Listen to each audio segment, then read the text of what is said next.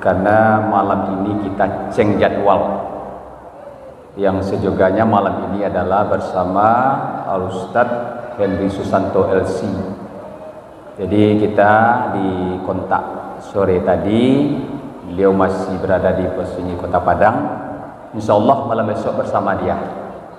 Jadi malam ini jangan kita kecewa Bapak dan Ibu, karena malam ini penceramahnya adalah termahal ini. Ya, kenapa termahal? Karena nama saja BMW. Kenal BMW Pak? Itu nama mobil termasuk sampai hari ini masih ternama, Buya Meris Wardi. Jadi bagi wartawan.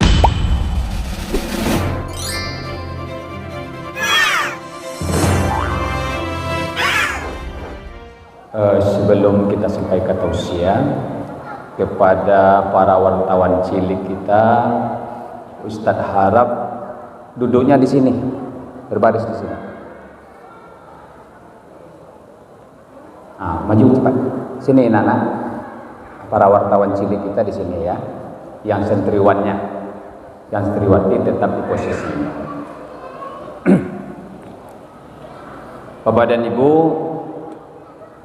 pertama mungkin mohon maaf karena malam ini kita ceng jadwal. Yang sejoganya malam ini adalah bersama Al-Ustadz Henry Susanto LC. Jadi kita di kontak sore tadi, beliau masih berada di posisi Kota Padang. Insya Allah malam besok bersama dia. Jadi malam ini jangan kita kecewa Bapak dan Ibu, karena malam ini penceramahnya adalah termahal ini. Ya, kenapa termahal? Karena nama saja BMW. Kenal BMW Pak?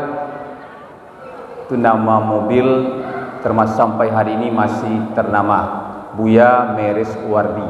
Jadi bagi wartawan cilik kita namanya Meris Wardi. Lun berceramah lagi bawa minum. Boleh lah mau. Baik. Mana wartawan kita pindah di sini? Tadi disuruh di sini, duduk pindah ke sini ya. Duduk dengan rapi ya.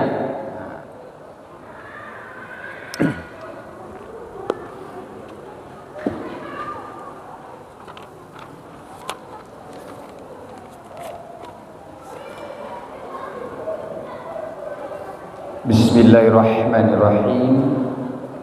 Assalamualaikum warahmatullahi wabarakatuh.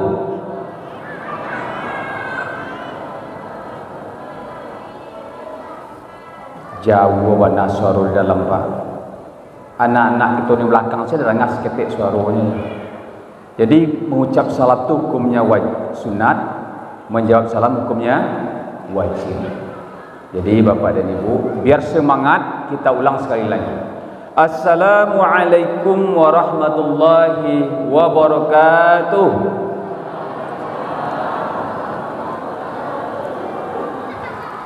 Alhamdulillahillazi nahmadu wa nastaghfiruh wa na'udzu billahi min sururi anfusina wa min sayyiati a'malina. May yahdihillahu fala mudilla lahu wa may yudlil fala hadiya lahu. Asyhadu an la ilaha illallah, asyhadu anna Muhammadan 'abduhu wa rasuluhu, la nabiyya ba'da, amma ba'd. Yang sama kita hormati pengurus Masjid Raya Kambang Baru, kemudian para alim, para nenek mama, para ulama cerdik pandai, bundokan duang, suluh bendang dalam negeri, kemudian generasi muda, pemuda dan pemudi, pari pakar dalam nagari, limpah humanan gadang. Pertama, kita tentu bersyukur kepada Allah Subhanahu wa taala karena sampai malam ini kita sudah masuk malam yang ke-17. Artinya kalau kita ibarat pertandingan bola lah babak penyisihan. Jadi awalnya dulu di babak semifinal gini Bapak dan Ibu, semifinal kok lah mulai berkurang pemain. Sebab lah diseleksi dari awal Ramadan sampai kini kan nampak gitu. Awalnya sampai 6 saf, kini lah sampai 1 setengah. Mudah-mudahan kita bisa bertahan dan 1 setengah sampai ke final besok adanya. Amin amin ya rabbal alamin. Untuk itu kita bersyukur karena Allah masih memberikan hidayah. Allah masih memberikan kesempatan kepada kita, terutama kesehatan, keimanan dan nikmat hidup, sehingga pada malam hari ini kita masih bisa melangkahkan kaki kita, masih bisa mengayunkan tangan kita, masih bisa mengedipkan mata kita, masih bisa menggerakkan mata, hidung dan mulut kita. Itu semua adalah nikmat yang luar biasa Allah berikan kepada kita. Untuk itu mari kita bersyukur tentunya dengan melaksanakan perintah Allah. Allah janjikan la in syakartum la azidannakum wa la in kafartum inna azabi lasyadid. Allah sampaikan dalam Al-Qur'an, siapa yang bersyukur kata Allah, Allah akan tambah nikmat itu kepada kita. Tapi sebaliknya kalau kita kufur atas nikmat Allah, Allah akan turunkan azab yang sangat pedih. Kaum muslimin sidang jemaah Isya dan Tarawih yang dimuliakan Allah Subhanahu wa taala. Selanjutnya berselawat kita kepada Nabi Muhammad sallallahu alaihi wasallam. Allahumma shalli ala Muhammad wa ala ali Muhammad. Mudah-mudahan dengan memperbanyak kita berselawat kepada Nabi kita Nabi Muhammad, mudah-mudahan nanti kita mendapatkan syafaatnya di yaumil akhir. Amin amin ya rabbal alamin. Baik Bapak dan Ibu, ini sebagai informasi bagi wartawan cilik kita. Tadi ada bisikan ketika nanti kita menyampaikan tausiah, tolong dengarkan karena setelah tausiah ini ada pertanyaan, ada kuis. Jadi bagi yang dapat menjawab dikasih bonus hadiah triliun kabarnya, tapi lihat aja isinya nanti, lihat aja bungkusnya. Kalau tebal berarti banyak isinya, kalau tipis berarti cek isinya. Ya, tolong disimak ya, nanti ada pertanyaan. Baik Bapak dan Ibu, pada malam kini tiba giliran Nambo untuk menyampaikan tausiah. Jadi yang sebagai judul pembahasan kita malam hari ini yaitu bagi adik-adik kita yang mencatat, meraih keberkahan hidup. Meraih keberkahan hidup. Setiap kita pasti mendambakan yang namanya keberkahan hidup.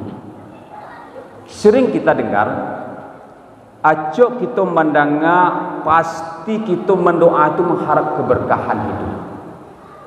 Contoh, ketika ada anak kita menikah, kita pasti meminta didoakan supaya keluarganya menjadi keluarga yang berkah.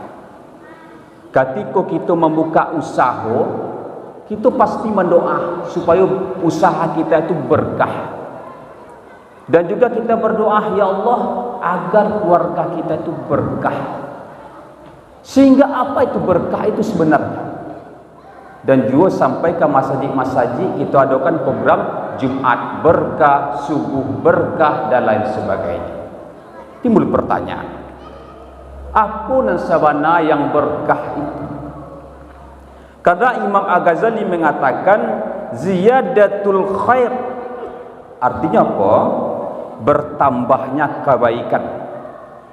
Aku sama jo istilahnya Bapak dan Ibu, jo pitata atau istilah kita orang Minang, ba usaha sakete gaji ndak banyak. Kata ingin kita nak bakarajo sakete hasilnya banyak. Nah, kalau istilah di kita santai tapi hasilnya banyak. Di Allah seperti orang yang mendapatkan keberkahan itu. Kalau orang mendapat keberkahan dalam rumah tangganya, hidup rumah tangga terasa nyaman, damai. Pulang apa-apa ke rumah, pasogok ibu-ibu dinanti dengan senyum. Dapat piti dek suami pulang, buat piti pulang, alhamdulillah sanang hati babuat dia taluah di molengge.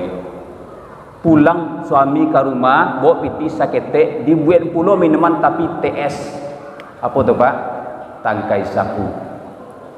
Jadi mudah-mudahan tidak seperti itu. Jadi orang yang berkah rumah tangganya, mereka akan merasakan betapa indahnya kehidupan rumah tangga. Istri itu menyejukkan hati kita Bapak dan Ibu. Anak-anak itu membuat kita bahagia di rumah tangga kita. Tapi kalau indah do Bapak, istri kita membuat kita jengkel, suami kita membuat kita sakit kepala, anak-anak kolai, itu perlu kita pertanyakan keberkahan rumah tangga kita. Rumah tangga kita itu akan kita jadikan apa? Karena di sini keberkahan itu adalah nilainya besar di sisi Allah Subhanahu wa taala. Yang kita perbuat itu kecil tapi dibalas dengan yang banyak oleh Allah Subhanahu wa taala. Apa contohnya lain? Ketika ada umpamanya orang manggali es kelapa muda. Usahanya es kelapa muda. Yang cik lain manggali air karambia muda. Sama nak Pak? Sama nak? Artinya sama usahanya, tapi nan cik ko berkah, nan cik ko indah. Apa membuktikannya? Walaupun penghasilannya sama, inyo akan berbeda bentuk rumah tangganya. Nilainya saketek tapi berkah. Bisa membuatnya bahagia, menyenangkan hati. Itu yang berkah dalam hidup. Kaum muslimin sidang Isa yang mulia Allah Subhanahu wa taala. Jadi bagaimana kita menuju keberkahan hidup itu? Pasti kita dambakan keberkahan hidup. Dan bagi orang yang tidak berkah hidupnya apa? Mereka walaupun hartanya banyak, rumah bertingkat, istrinya cantik, tetapi rumah tangga berantakan. Ini keberkahan tidak ada. Sedikit itu akan merasa indah, apalagi banyak orang yang dapat berkah itu Bapak. Sakit dapat tapi menyenangkan hati, apalagi banyak. Tapi orang yang tidak berkah hidupnya, walaupun banyak yang dapat, tetapi membuat dia tidak senang dengan apa yang dia miliki. Berarti tidak mendapatkan keberkahan dalam hidup. Bagaimana kita menuju keberkahan hidup itu? Paling tidaknya nanti kita membagi pada 4 hal yang harus kita lakukan. Yang pertama yaitu kita harus dekatkan diri kita pada Allah Subhanahu wa taala. Dalam arti tentu kita harus taat kepada Allah. Taat dan tunduk kepada Allah. Beriman kita kepada Allah, yakin kita kepada Allah bahwasanya Allah itu adalah yang mengatur segalanya hidup kita. Bahwasanya kita ini adalah makhluk ciptaan Allah yang akan diatur oleh Allah Subhanahu wa taala. Dan yakin kita bahwasanya kita akan kembali lagi nanti kepada Allah Subhanahu wa taala. Jadi Bapak Ibu berbahagia, yang pertama itu adalah kita harus bertakwa kepada Allah Subhanahu wa taala. Karena dalam surat Al-A'raf ayat 96 Allah sampaikan, A'udzu billahi minasyaitonir rajim. Bismillahirrahmanirrahim. Walau anna ahlal qura amanu wattaqau lafatahna alaihim barakatim minas samai wal ard walakin kazzabu fa akhaznahum bima kanu yaksibun. Dan sekiranya penduduk negeri itu beriman dan bertakwa, pasti kami akan melimpahkan kepadanya keberkahan dari langit dan keberkahan dari bumi. Tapi mereka, kebanyakan mereka itu adalah tidak taat kepada Allah, maka sesuai dengan mereka mendustakan ayat-ayat kami, maka kami siksa mereka sesuai dengan apa yang telah mereka kerjakan.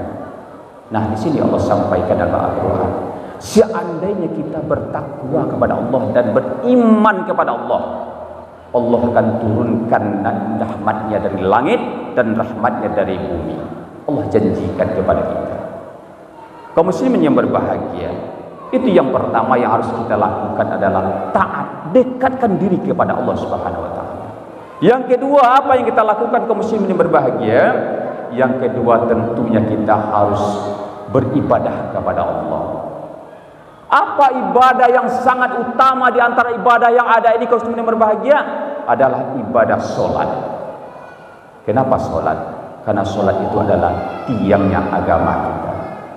Innas solat tanha anil fahsya'i wal munkar. Sungguh solat itu akan mencegah perbuatan keji dan munkar. Kalau ibarat ruangan rumah, yang tonggak itu adalah solatnya. Bangun yang tidak ada tonggak yang kokoh tidak akan mampu berdiri.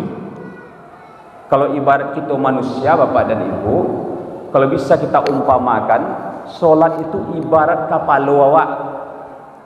Ada tak orang yang putui kakinya bisa duit? Ada.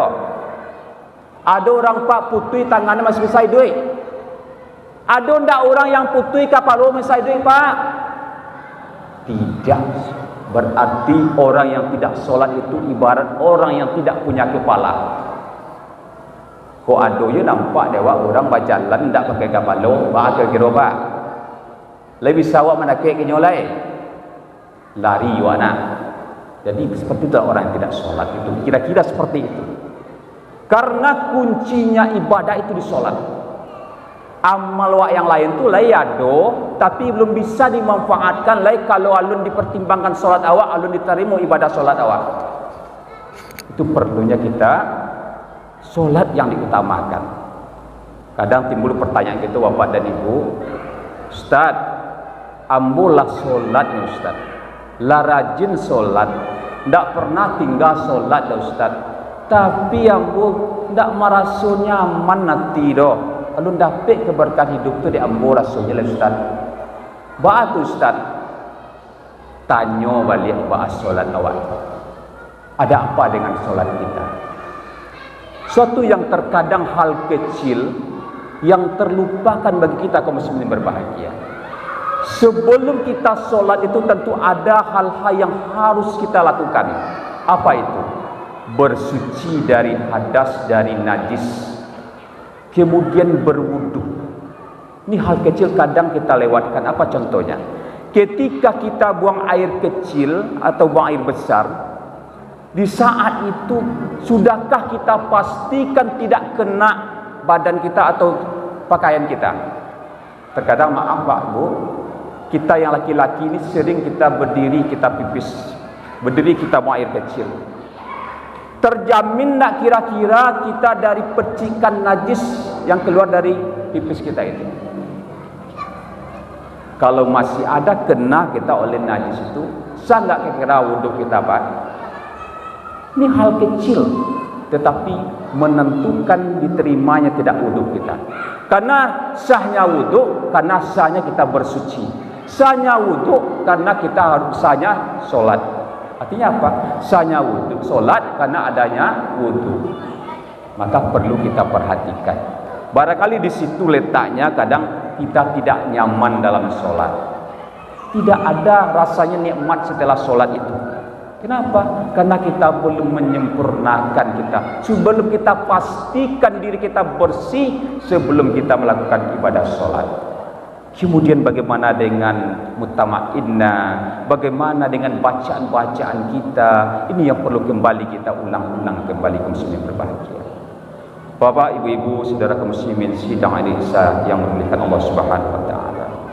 Kemudian yang ketiga, yang menjadikan keberkahan dalam hidup itu adalah memperbanyak kita membaca Al-Qur'an.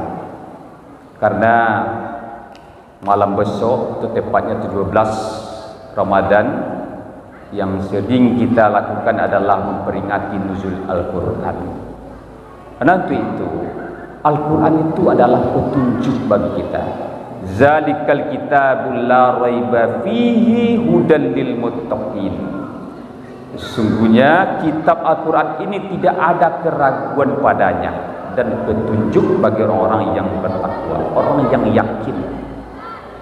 Ini yakinilah bahwa dengan membaca Al-Quran itu hati kita akan terasa nyaman, hati kita akan terasa indah. Memang ini ayat-ayat Allah, firman Allah Jadi pertanyaannya sampai hari ini, sudah berapa banyakkah Al-Quran yang kita baca? Karena Al-Quran ini merupakan punya hak juga Bapak dan Ibu. Haknya adalah untuk dibaca. Kita usahakan selama Ramadan ini paling tidaknya 1 kali kita tamatkan baca Al-Quran. Kita khatamkan Al-Quran paling tidak 1 kali. Kaum muslimin sidang Isa dimuliakan Allah Subhanahu wa taala. Di dalam surat Al-An'am ayat 155 Allah juga menyampaikan, wa hadza kitabun anzalnahu mubarakun fattabi'uhu wattaqu la'allakum turhamun. Dan ini adalah kitab Al-Quran yang kami turunkan dengan penuh berkah. Ikutilah dan bertakwalah agar kamu mendapat rahmat. Kaum muslimin sidang Isa dimuliakan Allah Subhanahu wa taala. Kemudian yang ketiga adalah mari kita selalu meningkatkan infak dan sedekah kita. Karena dengan berinfak, bersedekah, mengeluarkan sebagian harta kita itu akan menumbuhkan rasa keberkahan dalam hidup kita. Menumbuhkan rasa bahagia, menumbuhkan rasa senang di hati kita. Karena orang yang sudah merasakan keberkahan hidup itu Bapak dan Ibu, dia lebih senang memberi daripada menerima. Batanya bocil Pak, kita Pak lah sanang kita magi itu atau menerima nan senang bo. Diberi kita senang atau memberi kita senang. Karena orang yang mendapat keberkahan hidup, dia itu akan senang memberi.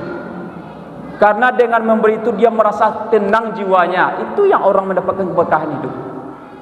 Makanya Pak, tak heran sekarang orang yang dermawan itu, orang kaya raya itu, kalau sudah mendapatkan keberkahan harta, keberkahan hidup, mereka tidak akan merasa kehilangan ketika memberi. Karena merasa ketenangan ketika memberi. Itulah orang yang mendapatkan keberkahan dalam hidup. Karena Allah janjikan dalam Al-Quran, masalul lazina yunfikuna amwalahum fi sabilillah. Nah, jadi seterusnya. Jadi umpamanya kata Allah, orang yang memberikan hartanya di jalan Allah itu ibaratnya adalah satu biji saja ditanam, kemudian dia berbuah nanti menjadi 7 tangkai. Setiap tangkai itu akan berbuah 100 biji, akan menjumlah menjadi 700 buah. Itu di sisi Allah. Pada dasarnya memang memberi, tetapi pada dasar kemudian kita menerima lebih banyak lagi dari Allah Subhanahu wa taala. Itu janji Allah Subhanahu wa taala. Makanya kita memberi itu pada dasarnya adalah diberi oleh Allah Subhanahu wa taala.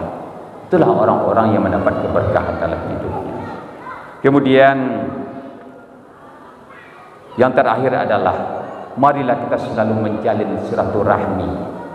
Karena orang yang selalu menjalin silaturahmi, menjalin hubungan baik, itu akan mendapatkan keberkahan dalam hidupnya. Kenapa? Karena dengan kita selalu hati kita menyatu dengan saudara-saudara kita merasa hidup itu tenang. Bagaimana dengan kita yang banyak musuh? Di sini kita bermusuhan, di sini kita bermusuhan. Dunia akan terasa sempit, hati akan merasa gelisah. Tapi kalau hati kita tenang, bisa bersahabat, bisa bercerita, berbagi, akan terasa indah hidup itu bagus membuatnya. Jadi pada dasarnya hidup itu kita adalah sama di sisi Allah. Jangan kita beda-bedakan. Karena di mata Allah itu kita sama. Kita tidak tahu mana yang Allah beri petunjuk itu, Allah berikan tinggikan derajat itu kita tidak tahu.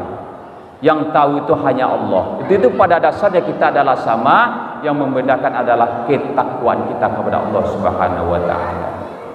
Jadi Bapak dan Ibu, barangkali itulah tausiah singkat kita pada malam hari ini.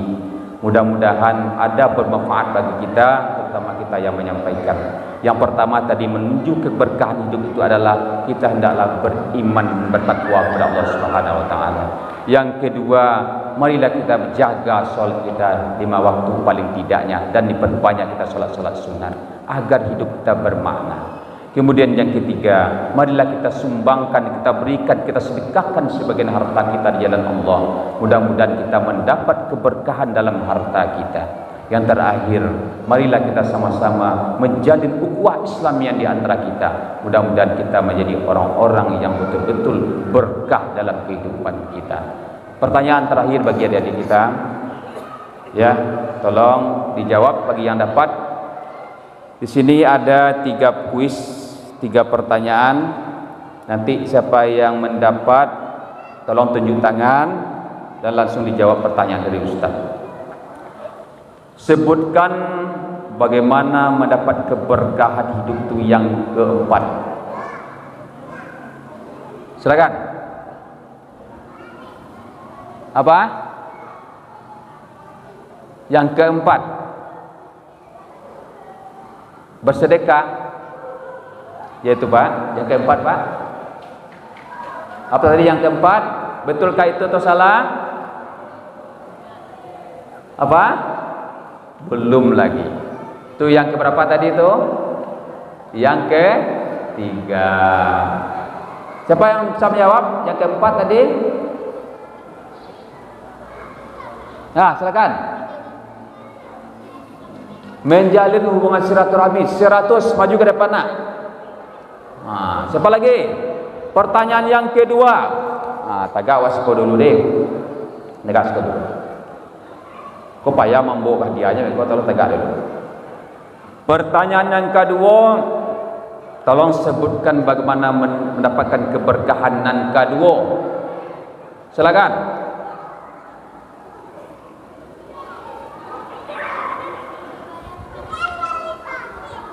Beribadah kepada Allah. Itu tadi. Oh, itu singeknya. Itu tadi Bu. Itu tadi. Itu. Alul nak, detur nak. Apa Ustaz yang jawab? Yang kedua. Apa tadi?